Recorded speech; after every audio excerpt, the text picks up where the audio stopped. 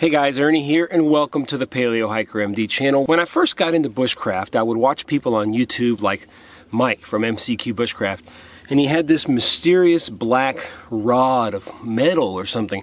He would scrape it and it would make these huge, super hot globs of flame. Man, I thought that was the coolest thing I'd ever seen. Soon I had my own, and once you have your own ferro rod, it becomes a trusted companion that you never leave home without. Well, over the years I've had many ferro rods, probably 50 ferro rods, and you know what? They've all had one thing in common.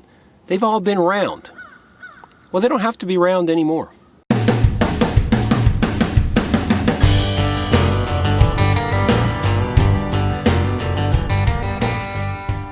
So for the last several years, I've wondered to myself, why don't they make a ferro rod with flat sides? It seems like if you had flat sides, you would be able to make better sparks.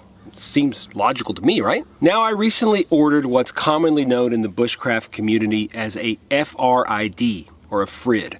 It's a ferro rod interrogation device. You simply enter the ferro rod's dimensions, molecular density, the composition, and the types of metals that are in your ferrocerium blend. Then you tune that optical sight right onto the area where your ferro rod sparks will shine, and it will tell you exactly how hot and how large the globules are that are shooting off your ferro rod. This takes the guessing game out of which ferro rods are best, because ultimately it's almost impossible to tell otherwise. Don't let anybody fool you. If they don't have a FRID, they do not know what they're talking about. So let's get mine fired up. I mean, really, a FRID? Come on, guys. That was good, wasn't it?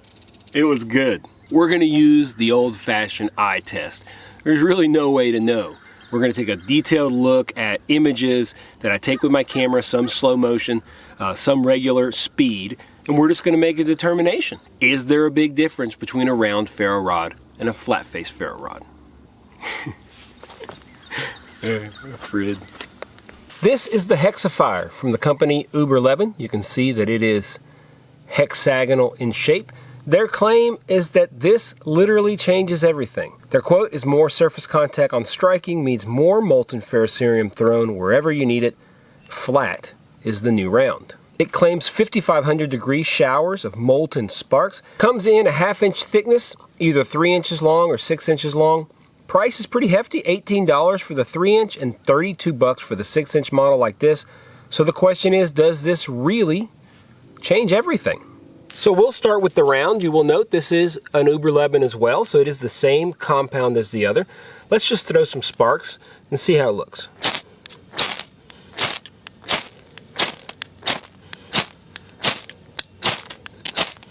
All right, not too bad. We'll do a couple in slow motion for you guys.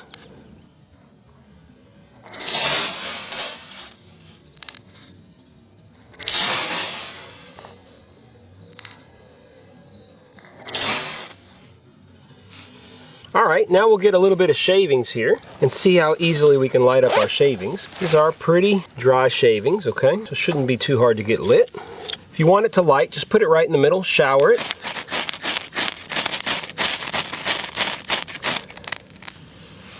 It'll get lit. So not too bad. Now let's try out the hexagonal. Here is our hexagonal. Okay, we're gonna do the same thing, just kind of shower some sparks.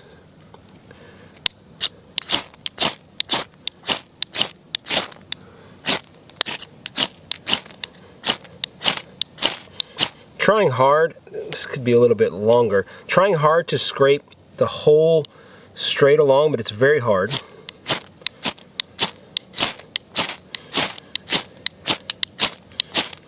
Good sparks. A couple in slow-mo here.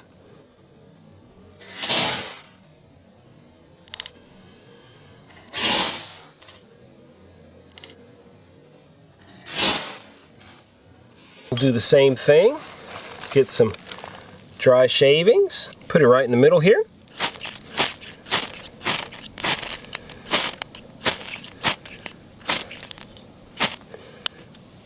Whew, there we go.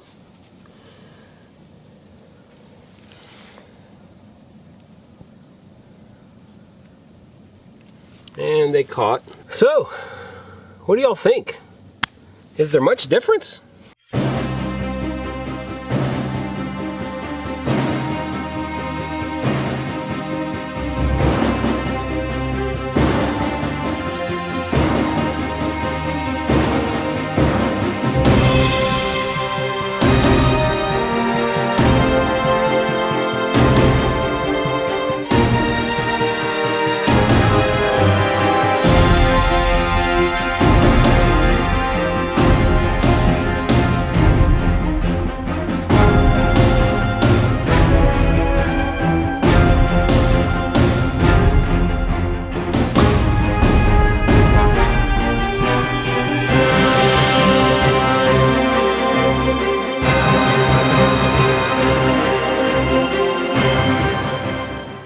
So what do you guys think? Is Uberleben right? Does this change everything?